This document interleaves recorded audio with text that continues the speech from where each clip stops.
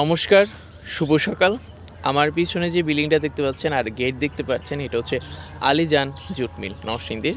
এটা অনেক পুরাতন একটা জুট মিল। সেটা পাকিস্তান আমলের, অর্থাৎ যুদ্ধের আগের, আর 47 আগে কিনা জানি না, যাই হোক।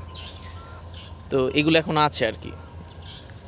তো আজকে হঠাৎ মনে হলো যে এখন যারা অষ্টম শ্রেণী থেকে নবম শ্রেণীতে উঠেছেন, তাদের একটা বিশাল টেনশনের বিষয় হচ্ছে কোন বিভাগে পড়বো বা কী নিয়ে পড়বো, সেটা নিয়ে টেনশন থাকে। সেটা আসলে আমাদের সবার মধ্যেই থাকে, কম বেশি সবার মধ্যেই আছে। তো সেটা নিয়ে ভাবলাম একটু আপনাদের সাথে একটু কথা বলি। সেটা হচ্ছে সায়েন্স, কমার্স, আর্টস কোনটা নিলে আমার ভালো হবে, ক্ষতি হবে, এটা নিয়ে একটু সবাই টেনশনে থাকে আর কি। সেহেতু তো আমি একটু বলতে চাই, যারা একটু পড়াশোনা কম করেন, কিংবা পড়াশোনা করতেই হবে, কিংবা পড়াশোনা করার জন্য আলাদা কাজ করতে হবে, পড়াশোনার পাশাপাশি অর্থাৎ আয় উপার্জন করতে হবে, তারা কমার্স নিতে পারে।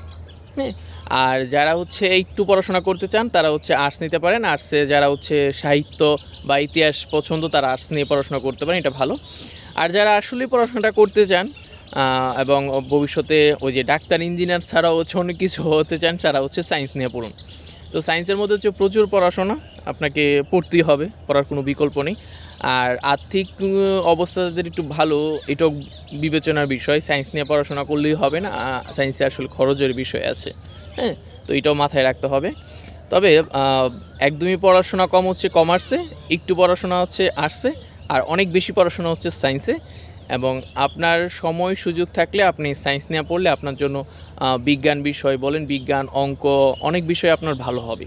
হ্যাঁ, যদি আপনার সুযোগ থাকে সায়েন্স নিয়ে পড়ুন। সকালে ঘুম থেকে উঠুন, হাঁটুন। ধন্যবাদ।